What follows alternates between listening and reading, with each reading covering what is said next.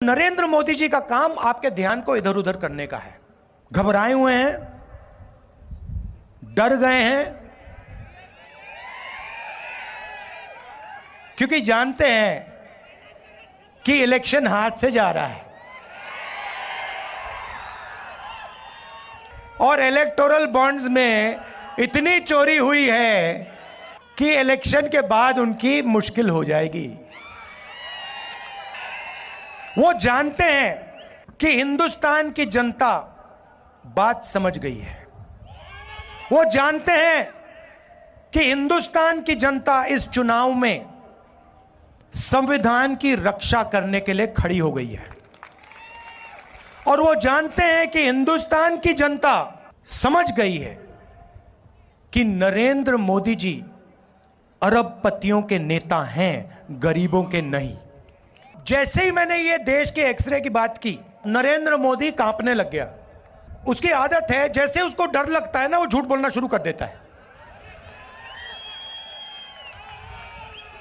जैसे ही उसको डर लगता है, वो कभी पाकिस्तान की बात करेगा, कभी चाइना की बात करेगा, तो एक के बाद एक झूठ बोल रहा है। मगर इस बार नहीं निकल पाएगा।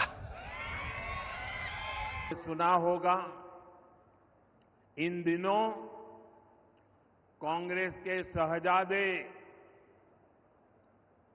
अब आजकल वो जरा इतने चिंतित है कि आए दिन उनको मोदी का अपमान करने में मजा आता है। मोदी के लिए भला बुरा कहना उनको मजा आ रहा है। वो कुछ भी बोलते जा रहे हैं और मैं देख रहा हूं सोशल मीडिया में, टीवी में बहुत सारे लोग चिंता जताते हैं कि भाई ये भाषा अच्छी नहीं है। ऐसी भाषा देश के प्रधानमंत्री के लिए बोलना ठीक नहीं है, ऐसा लोग सोशल मीडिया में कहते हैं।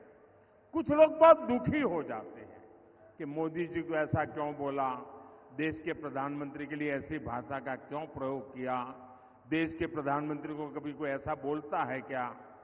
मेरी सबसे विनती है कि कृपा करके आप दुखी मत होइए, आप गुस्सा मत कीजिए। आपको पता है वे नामदार है, हम तो कामदार हैं। और नामदार तो कामदार को सदियों से ऐसे ही गाली गलौज करते आए हुए हैं, ऐसे ही ठोकर मारते आए हुए। तो भाई, मैं तो आप में से आता हूं, गरीबी से निकला हूं। अगर 5-50 गालियां पड़ जाएगी तो पड़ जाएगी, आप गुस्सा मत कीजिए। मैं सबको कहता हूं, आप लोग नाराजगी मत व्यक्त कीजिए। वो इतने निराश है कि अभी आगे आगे तो और बहुत कुछ बोलेंगे, आप अपना समय खराब मत कीजिए।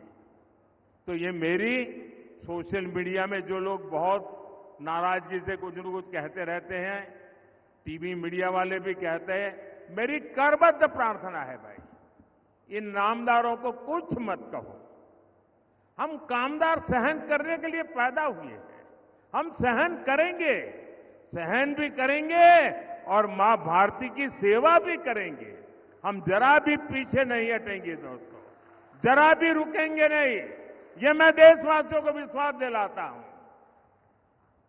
आजकल इस शाही परिवार के शहजादे पूरे देश में बढ़ चढ़ करके कह रहे हैं, अब आपकी संपत्ति का एक्सरे होगा, एक्सरे। और आपकी अलमारी में क्या पड़ा है, किसी माता बहन ने कुछ बचत अनाज के डिब्बे में अगर दबा करके रखी है, एक्सरे करके खोजा जाएगा। लॉकर में क्या पड़ा है